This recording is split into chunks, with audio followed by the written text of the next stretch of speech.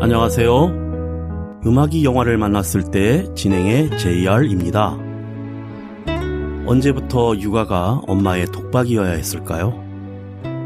남녀 평등을 부르짖는 이 시대에 TV에선 아빠들의 육아를 다루는 예능 프로그램이 속속 방영되고 있지만 현실은 엄마 홀로 감당해야 하는 부분이 많습니다.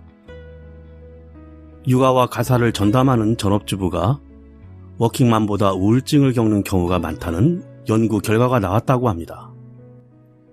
미국 워싱턴 대학에서 1600명의 여성을 대상으로 주부 우울증 정도에 관한 연구를 진행했는데 청소년기에 가졌던 일과 가정생활에 대한 신념 및 기대치와 실제 40대가 된 이후의 우울증 수치를 분석한 결과 워킹맘에 비해 전업주부인 경우 우울증 수준이 높은 것을 발견했답니다.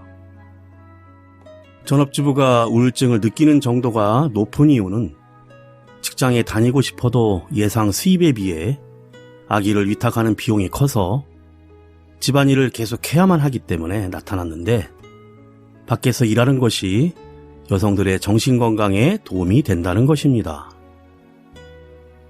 하지만 워킹맘에 대한 연구 결과도 있는데요. 워킹맘은 하루에 2번 출근을 한다고 합니다.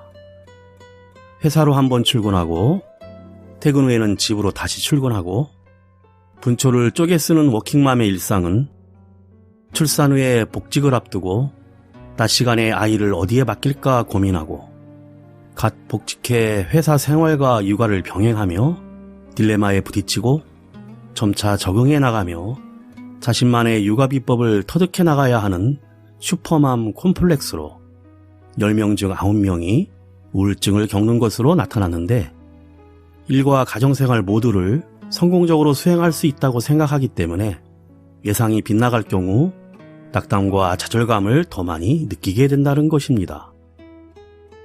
더구나 요즘 젊은 여성들은 일과 가정에서 모든 것을 완벽하게 하려고 애쓰며 스스로에게 엄격하기 때문이라는데요. 일과 가정의 균형을 맞추지 못한 것은 본인의 잘못이 아니라 원래 어려운 일이라는 현실을 받아들이고 자기 스스로에게 관대해질 필요가 있고 어머니는 정말 위대하지만 육아는 부모와 남편 그리고 아내가 같이 합쳐서 100을 만들어 나가는 것이 가장 바람직한 방법이 아닐까 생각해 봅니다.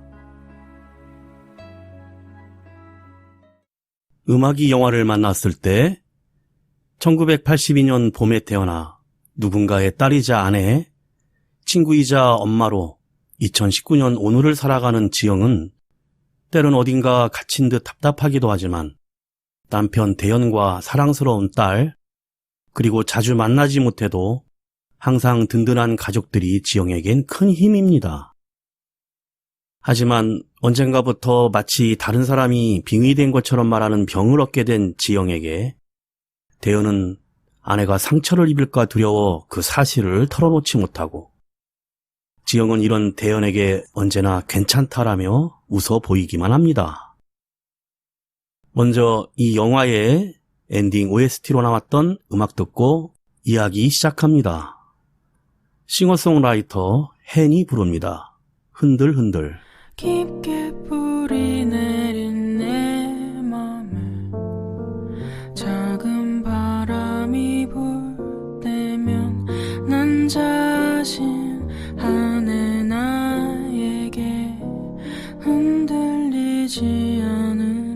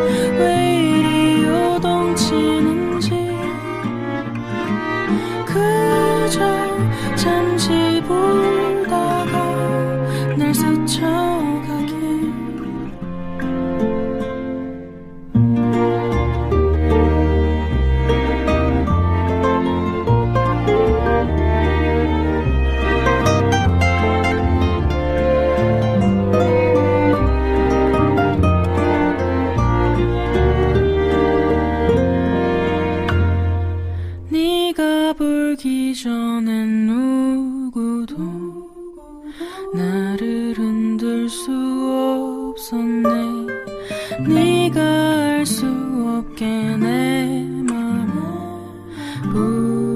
붙잡아도 흔들 내 맘이 왜 이리 요동치는지 그저 잠시 보다가 날 스쳐가길 흔들 내 맘이 왜 이리 요동치는지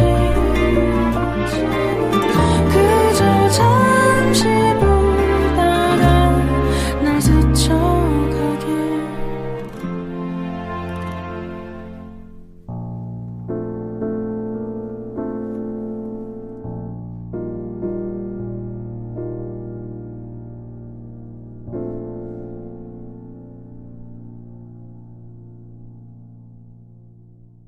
주방에 라디오를 켜자 일기예보가 나오고 빨래를 삶고 청소와 쓰레기 분리, 아이의 장난감 정리가 끝나자 겨우 한숨을 돌린 지영은 베란다에 서서 하늘을 보며 라디오 소리에 귀를 기울입니다.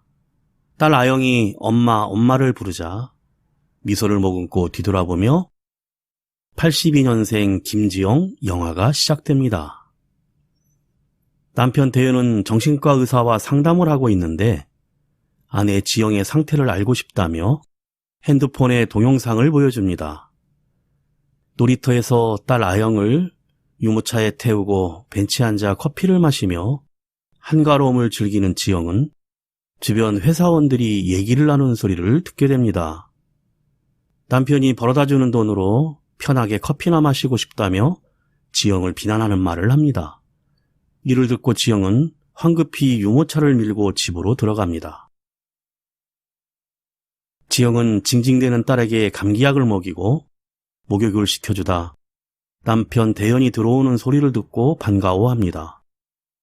대현은 바로 아영을 대신 씻어주며 도와주고 저녁 식탁에서 지영에게 명절에 부산 시댁에 가지 말고 여행을 가면 어떻겠냐고 하자 지영은 불가능한 얘기에 진작 신혼 때부터 좀 그러지 이제 와서 무슨 소리냐며 오히려 면박을 줍니다. 만삭 때도 내려갔었고 안 간다면 그땐 뭐라고 했었고 또 명절에 안 가면 누가 욕을 먹겠냐며 콧방귀를 낍니다. 대현은 지영의 건강 문제 때문에 꺼낸 말이었는데 아무 말도 하지 못합니다. 잠깐 음악 듣고 이어갑니다. 그리고 하나 태연이 부릅니다.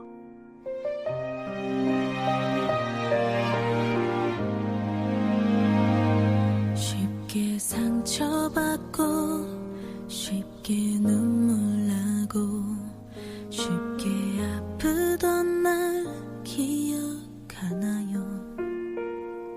지금도 그래요. 여전히 같아요. 이런 날 보면 어떨까요?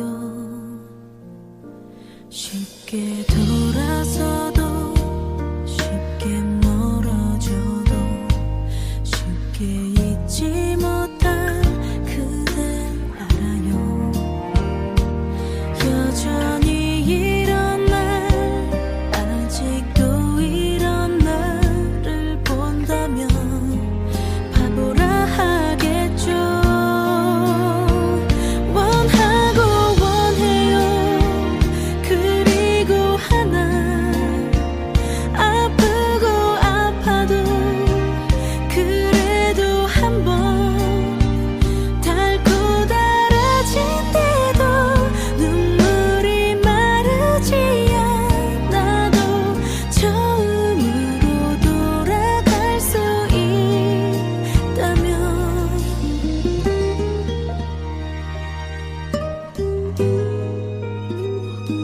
처음 마주쳤던 그때 그 시간이 원망스러워질 때도 있어요. 가끔은 이래요.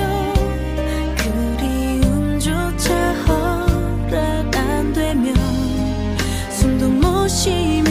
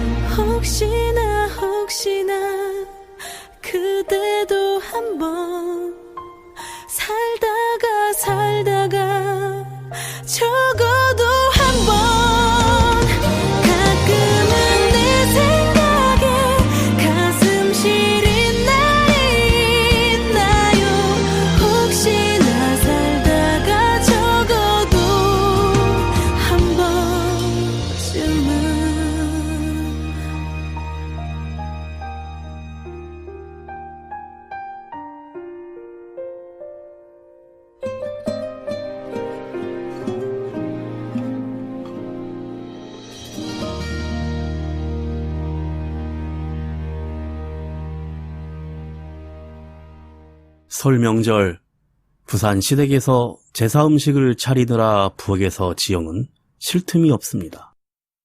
시어머니는 이것저것 음식 만드는 지시를 하며 큰 대야만한 만두소를 들고 와 만두를 만들자고 하자 대여는 요즘 누가 제사 음식을 이렇게 많이 만드냐고 하고 1년에 한 번 모이는 식구들 먹으려고 만드는 게 뭐가 맞냐며 오히려 타박을 듣습니다. 대연이 쌓여있는 설거지를 하려고 하자 우리 대연이는 신식 남편이네 하며 은근히 아들을 타박합니다. 명절 새벽 설잠 중 인기척에 잠이 깬 지영이 부엌으로 나가자 시어머니가 벌써 음식 준비를 하고 은행에서 받은 앞치마를 선물이라며 건넵니다. 제사가 끝나고 마무리를 하고 막 친정으로 떠나려는 순간 손이 시누이 가족이 밀려 들어오고 한바탕 시끌벅적합니다. 시어머니는 지영에게 수정가와 전 부친 것을 좀 데워오라고 소리를 치자 지영은 갑자기 얼굴이 달라지며 앞치마를 벗고 갑자기 사부인 하고 부르며 친정엄마의 목소리로 말을 하자 모든 시댁 식구들이 깜짝 놀라 조용해지고 쉬게 해주고 싶으면 집에 보내주세요. 저도 제 딸 보고 싶어요. 사돈 저도 제 딸 귀해요. 라고 빙의한 사람처럼 얘기하자 모두 황당해합니다. 대연은 급하게 처갓집으로 가며 휴게소에서 누나에게 아내 지영의 병세를 설명하며 이해를 구합니다. 지영은 자신의 행동을 기억하지 못합니다. 노래 듣고 이어갑니다. 감성 발라더 정승환이 부릅니다. 너였다면. 왜 너에겐 그렇게 어려운지 애를 쓰는 나를 제대로 봐주는 게 너 하나에 이토록 아플 수 있음에 놀라곤 해. 고단했던 하루 나는 꿈을 꿔도 아파. 너였다면 어떨 것 같아. 이런 미친 날들이 내 하루가 되면 말야 너도 나만큼 혼자 부서져 본다면 알게 될까.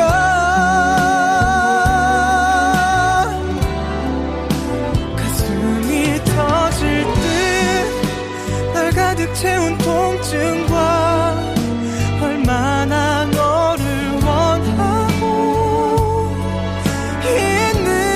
있는지. 내가 너라면 그냥 날 사랑할 텐데. 내 가슴은 한없이 바닥까지 나를 둘러싸는 모든 게 두려워져. 다 사랑에 빠지면 행복한 거라니 누가 그래. 뒷모습만 보는 그런 사랑하는 내게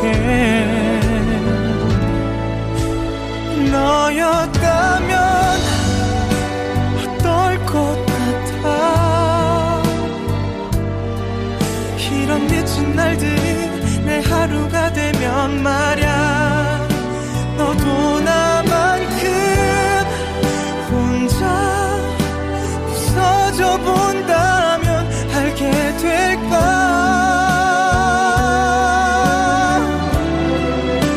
가슴이 터질 듯 날 가득 채운 통증과 얼마나 너를 원하고 있는지. 내가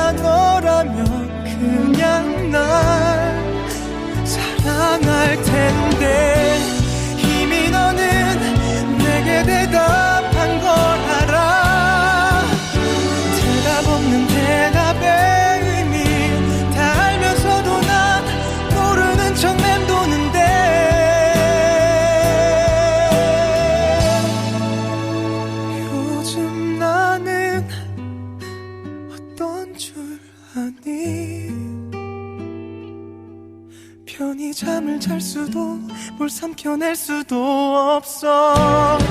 널 바라보다 점점 망가져가는 날 알긴 할까.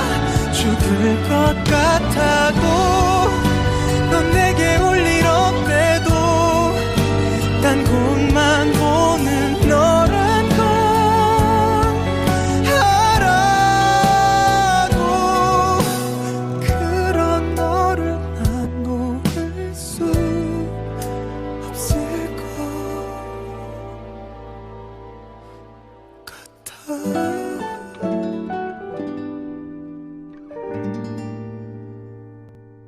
처갓집은 처남이 모든 심부름을 하며 이런저런 얘기로 꽃을 피우고 지영은 침대에서 잠을 잡니다.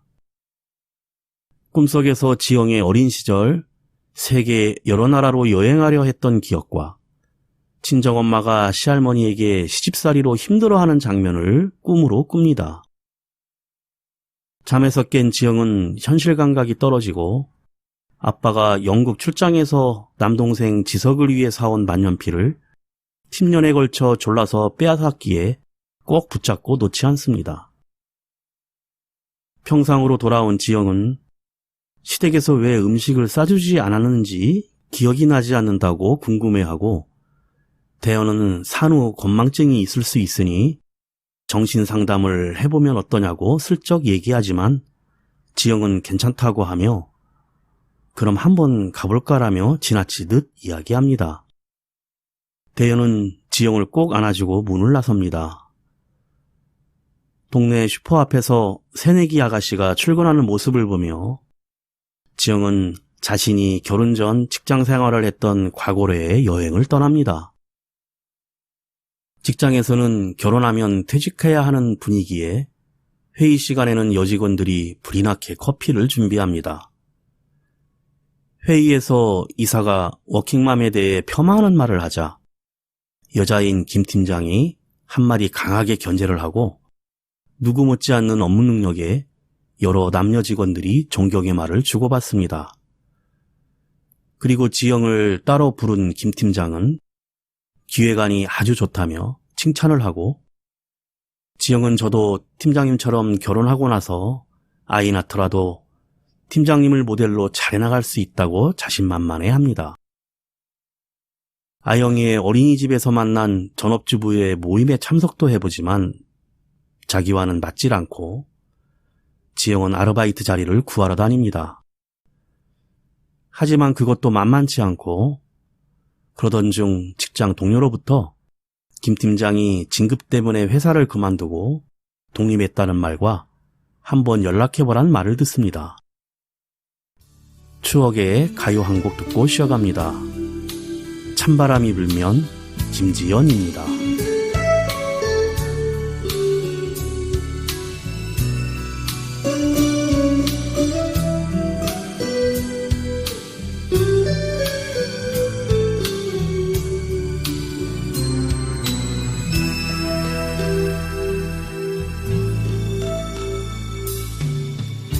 찬바람이 불면 내가 떠난 줄 아세요.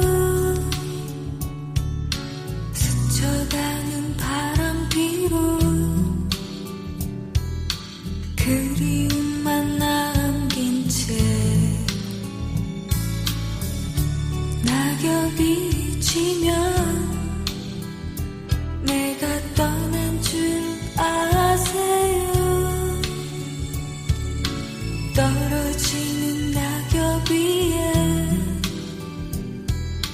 추억만이 남아있겠죠.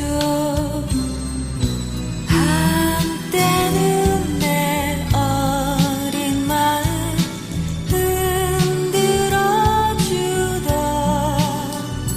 그대의 따뜻한 눈빛이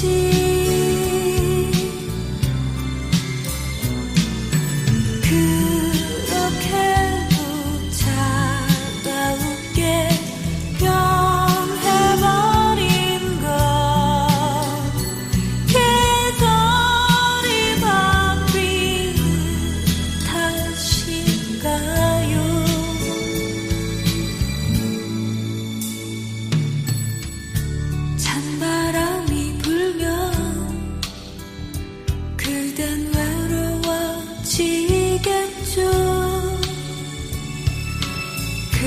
그렇지만 이젠 다시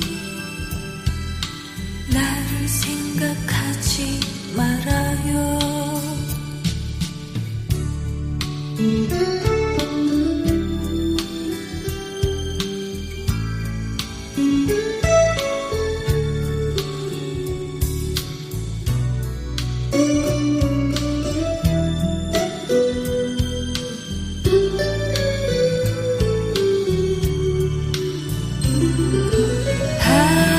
한때는 내 어린 마음 흔들어주던 그대의 따뜻한 눈빛이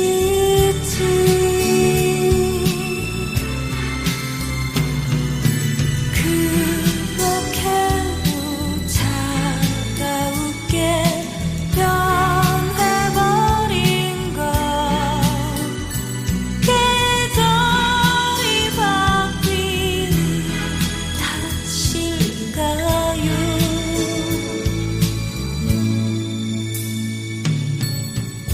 찬바람이 불면 그댄 외로워지겠죠. 그렇지만 이젠 다시 나를 생각하지 말아요. 그렇지만 이젠 다시 나를 생각하지 말아요.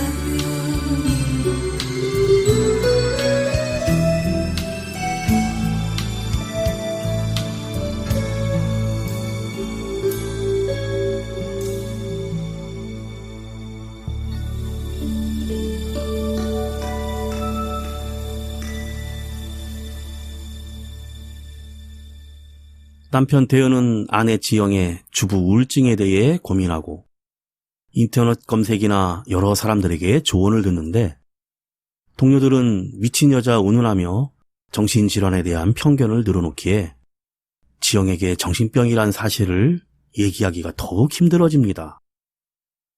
그날 저녁 아르바이트를 하겠다는 지영에게 극구 반대를 하자 지영이 화를 내며 나를 그렇게 생각해줘서 고맙다며 쏘아붙입니다. 잠을 자다 깬 대현이 거실에 나가자 지영은 캔맥주를 마시며 대현의 대학 동기 승현으로 빙의를 하여 지영이한테 잘해주라고 합니다. 대현은 참담해합니다.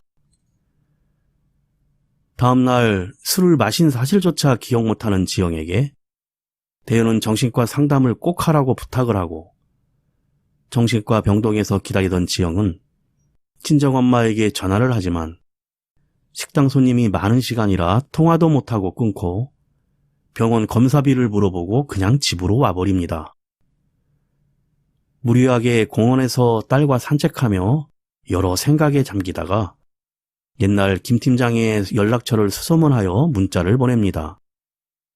그리고 예전 직장에서 김 팀장이 여자 화장실에 설치한 몰카를 발견했을 때와 학창시절 남학생에게 버스에서 위험한 상황을 당했을 때를 회상합니다. 그때 아빠는 짧은 학생복과 왜 먼 학원을 다니고 항상 웃느냐고 지영을 지책합니다.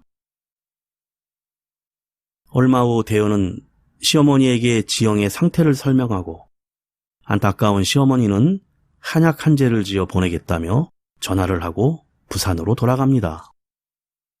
꿈속에서 어린 시절 여름 지영 엄마는 선생님이 되고 싶었는데 오빠들이 공부해야 돼서 농사만 졌다고 하고 그때 여자들은 다 그랬다고 합니다.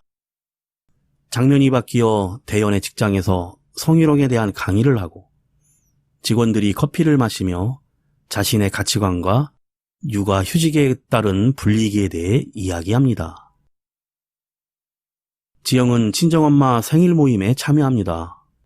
고모들은 남성 선호 사상이지만 지영이 언니 은영은 철저한 페미니스트로 집안 모임에서 모든 상황을 주도합니다. 고등학교 때 바바리맨을 직접 잡을 만큼 행동파였고 교육대학을 가서 현재는 자기가 원하는 생활을 하는 선생님입니다. 잠시 쉬어갑니다. 90년대 싱어송라이터 가수 최성호가 부릅니다. 회상.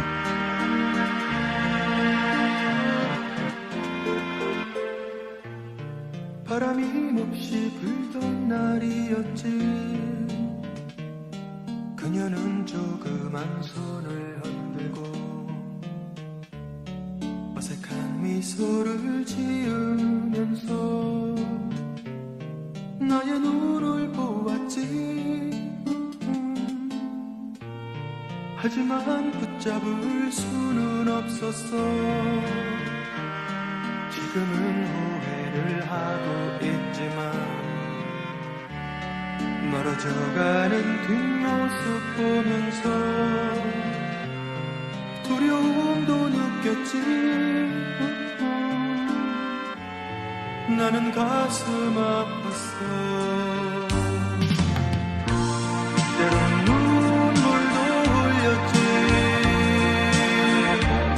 이제는 혼자라고 느낄 때 보고 싶은 마음 아니었지만 찢어진 사진 한 장 남질 않았네. 그녀는 울면서 갔지만 내 맘도 편하지는 않았어. 그때는 너무나 어렸었기에 그녀의 소중함을 알지 못했네. 그렇게 나쁘진 않았어. 그녀와 함께 했던 시간들은 한두 번 원망도 했었지만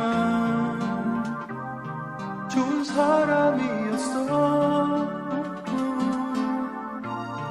하지만 꼭 그렇진 않아. 너무 내 맘을 아프게 했지. 서로 말없이 걷기도 했지만 좋은 기억이었어. 너무 아쉬웠었어. 때로는 눈물도 흘렸지.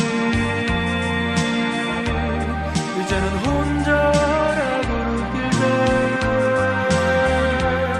보고 싶은 마음 아니었지만 찢어진 사진 한 장 남질 않았네. 그녀는 울면서 갔지만 내 맘도 편하지는 않았어. 그때는 너무나 어렸었기에 그녀의 소중함을 알지 못했네. 때로는 눈물도 흘렸지. 이제는 혼자라고 느낄 때 보고 싶은 마음 아니었지만 찢어진 사진 한 장 남질 않았네. 그녀는 울면서 갔지만 내 맘도 편하지는 않았어. 그때는 너무나 어렸었기에 그녀의 소중함을 새로 독립한 김 팀장을 카페에서 만난 지영은 같이 일해보자는 말에 반갑게 다시 잘할 수 있을까요? 라며 좋아합니다. 예전 지영이 첫 직장인 대한기획에 합격했던 순간이 보여지며 제2의 직장 인생에 대한 희망을 불어넣습니다.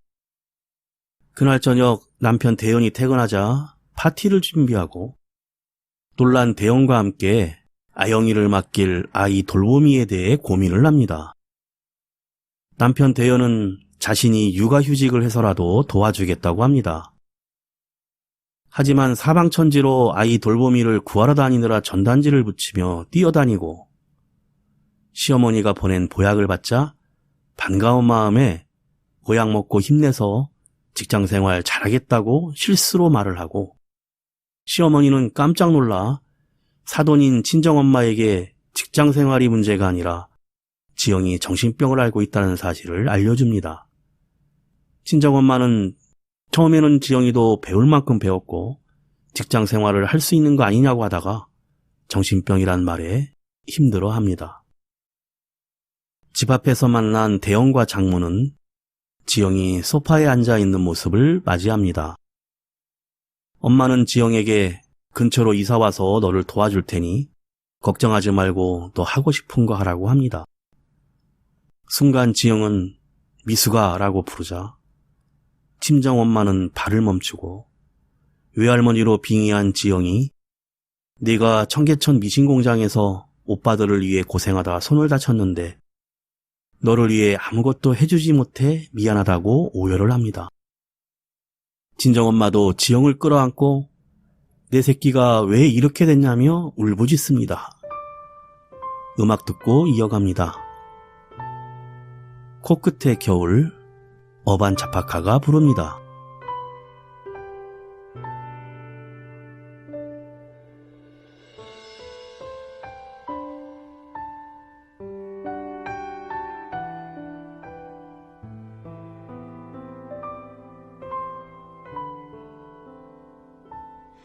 좀 차나지겠지. 혼자 내렸던 그 모든 결론이 마치 먼지처럼 흩어져 사라져버리던 나. 그저 한숨만 내쉬던 날 도저히 견딜 수 없다. 누군가 내게 건네온 계절.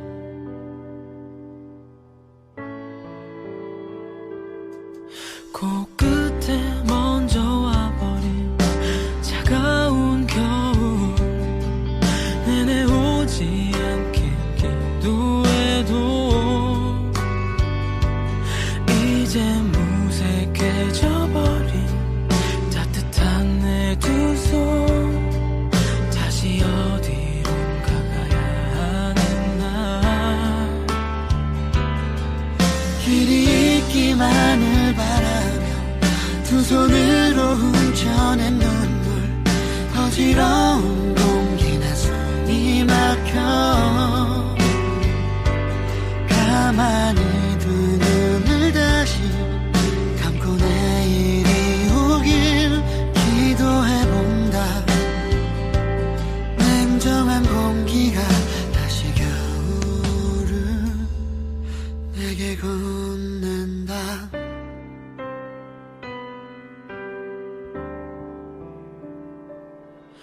함께 나누던 공기, 함께 나누던 그 모든 기억이 마치 먼지처럼 흩어져 사라져버리던 나.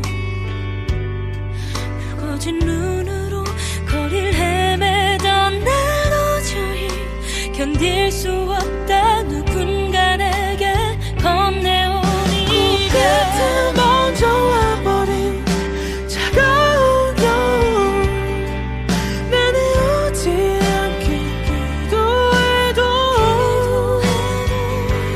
이제 무색해져버린 따뜻한 내 두 손 다시 어디론가 가야 하는 나.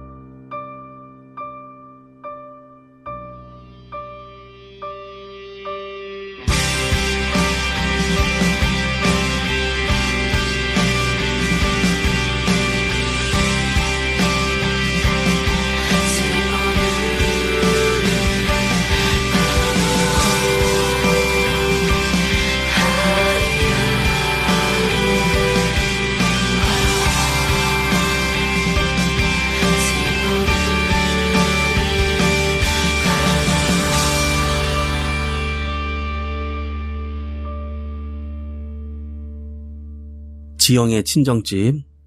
아빠가 친구 한약방에서 막내 아들 보약을 지어오자 엄마는 약을 집어던지며 아들만 자식이냐며 왜 우리 불쌍한 지영이는 생각도 안 하냐며 오열을 합니다.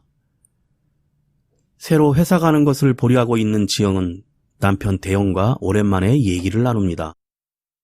대영은 어렵게 그동안에 힘들었던 지영이 정신병으로 아프다는 말을 꺼내고 동영상을 보여줍니다. 지영은 잠시 고민을 하다 내가 뭐부터 하면 되냐며 치료받으면 돼? 그동안 오빠 고생했겠다라고 긍정적인 의지를 밝힙니다. 남편 대현은 너가 잘못될까봐 나 때문에 아픈 것 같아서 힘들었다며 오열을 합니다. 그 지영은 가족들의 도움 속에 주부로서의 역할을 이어가고 어느 날 남동생이 지영이 그토록 갖고 싶어 했던 아빠가 영국에서 사온 만년필을 주면서 누나 아프지 말라고 합니다. 정신과 의사와 상담을 시작한 지영은 의사와 면담 후 창밖에 흩날리는 눈을 바라보다 친정엄마의 전화를 받습니다. 그리고 엄마에게 내가 태어난 날을 기억하냐고 묻자 그럼 네가 태어난 날은 벚꽃이 흩날리는 봄날이었다고 합니다. 아름다운 하모니의 남성 듀엣 해바라기가 부릅니다. 내 마음의 보석상자.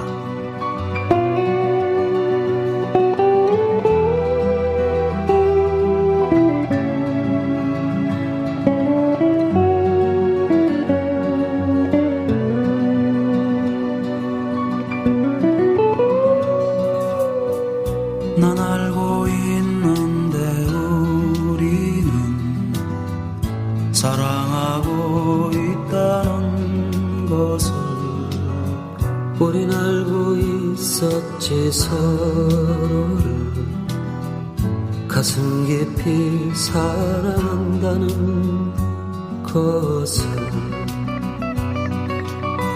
햇빛에 타는 향기는 그리 오래 가지 않기에 더 높게 빛나는 꿈을 사랑했었지.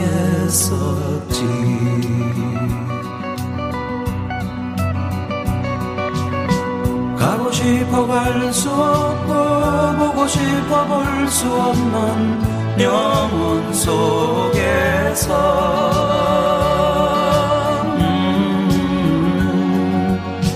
가고 싶어 갈 수 없고 보고 싶어 볼 수 없는 영혼 속에서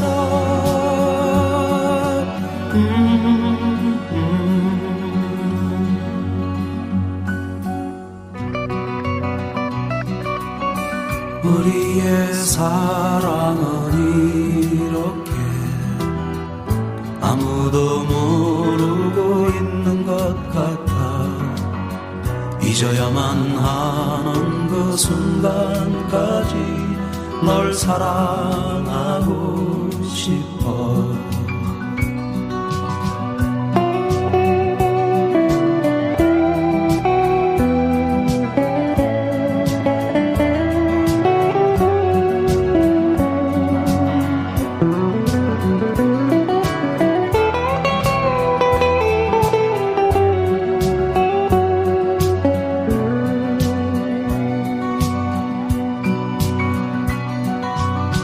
가고 싶어 갈 수 없고 보고 싶어 볼 수 없는 영혼 속에서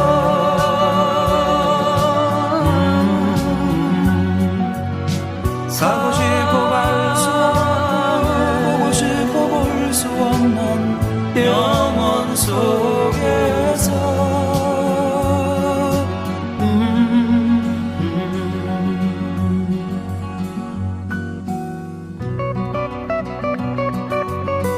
우리의 사랑은 이렇게 아무도 모르고 있는 것 같아. 잊어야만 하는 그 순간까지 널 사랑하고 싶어. 잊어야만 하는 그 순간까지 널 사랑하고 싶어.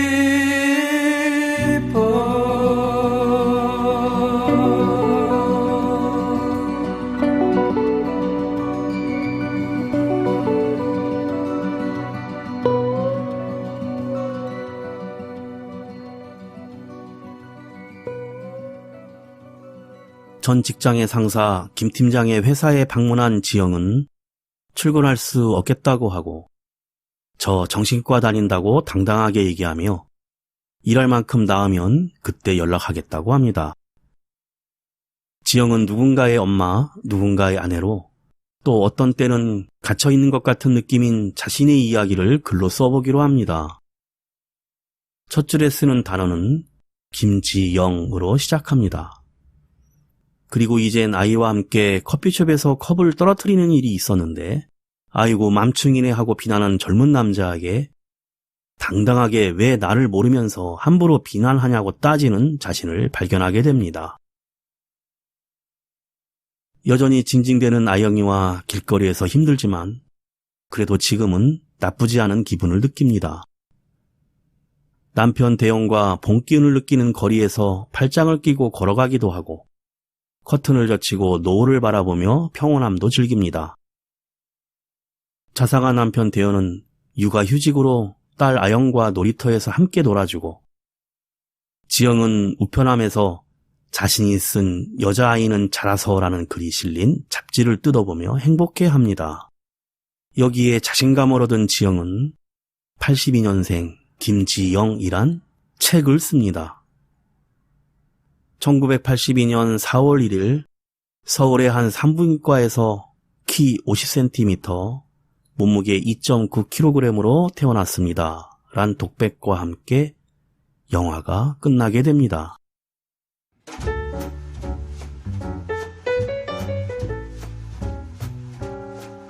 페미니즘계의 성서로 통하는 원작에 비해 노골적인 성향은 조금 줄어들었습니다. 때문에 페미니즘에 빠져있는 사람들은 애매한 영화라는 반응을 보이기도 했고 거의 모든 남성을 쓰레기처럼 일반화시키는 원작에 비해 남자 주인공인 대연의 육아휴직 내용을 나름 진지하게 보여주면서 단순히 성별 간의 대립과 핍박이 아니라 사회 구조적인 문제라는 해석으로 풀어내려는 부분도 보이긴 했습니다. 그 때문인지 주인공인 김지영보다 오히려 친정엄마나 남편 대연의 입장이 더 공감되기도 합니다. 대연은 이상적인 남편상으로 성차별에 대한 묘사도 현 세대보단 부모의 세대에 전가하여 논란을 피해간 느낌이 듭니다. 뚜렷한 해결 방안이나 주제의식을 제시하지 않았다는 비판에 대해 김지영이 정신과 치료를 받는 장면에서 자신 스스로의 한계와 문제를 인식하며 고치려고 하면서 극단적이고 공격적인 피해망상적 페미니즘에서 벗어나려 한다는 의미가 있고 소설을 원작으로 만들어진 영화이지만 그저 소설을 따라가는 영화가 아니라 영화에서의 독립된 스토리로 현실을 겪는 김지영이 쓴 소설이 바로 82년생 김지영으로 탄생했다는 식으로 자연스럽게 결말을 맺습니다. 음악이 영화를 만났을 때 오늘 소개해드린 영화 82년생 김지영이었는데요. 2016년 발간된 조남주 작가의 동명소설을 원작으로 했습니다. 남성 커뮤니티에서 여자친구가 읽는다고 하면 헤어지라는 조언을 하고 레드벨벳의 아이린, 배우 서지혜 등이 인스타그램에 올렸다는 이유만으로 악성 댓글에 시달렸던 책입니다. 82년생 김지영의 영화화 소식이 알려지고 정유미와 공유가 캐스팅되었다는 소식이 알려진 후 배우들에게도 악플 공격이 이어졌고 촬영도 시작하기 전에 0점 별점 테러를 당해야 했습니다. 그리고 원작과 다르게 현실과 과거가 교차하는 구성으로 바뀌면서 미국을 가겠다던 어린이 김지영부터 꿈 많던 신입사원, 아이를 고민하던 세대까지 김지영의 과거를 꼼꼼하게 그려내면서 영화가 늘어지지 않도록 완급 조절을 했습니다. 한쪽에선 여자들의 피해망상을 자극한다고 욕을 하고, 다른 쪽에서는 너무 예쁘고 잘생긴 정유미와 공유가 캐스팅돼 메시지를 현실감 있게 전하지 못했다는 비판도 있었습니다. 모두를 만족시킬 수는 없겠지만 그래도 남녀평등의 문제를 중립적으로 조심스럽게 잘 나타낸 영화라는 데에는 이견이 없을 듯합니다. 마지막으로 가요계에서 많은 논란을 가져온 가수이지만 그가 부른 노래만큼은 저도 너무 좋아하는 가수 조덕배의 나의 옛날 이야기 들으며 인사드립니다. 지금까지 JR이었습니다. 오늘도 인생을 영화처럼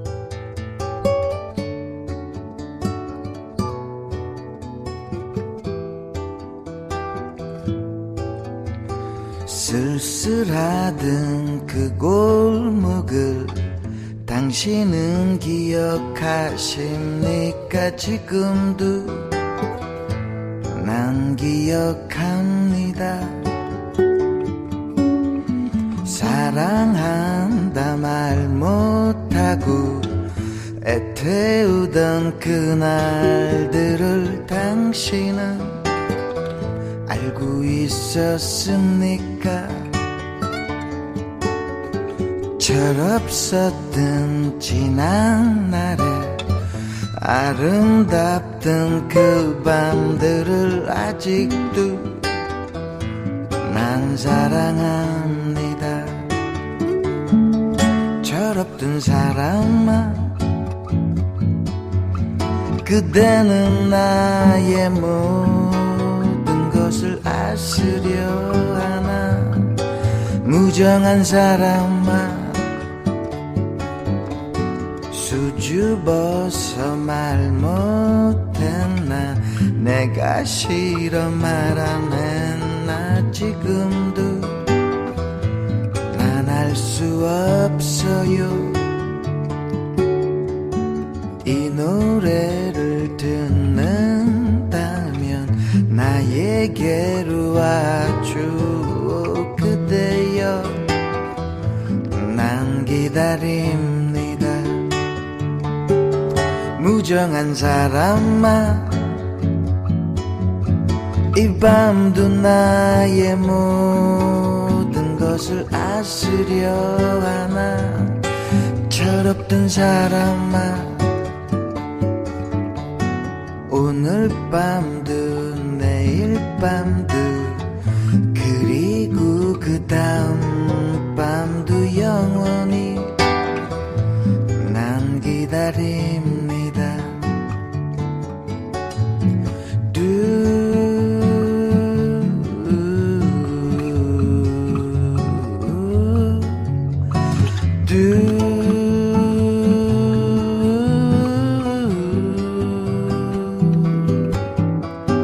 do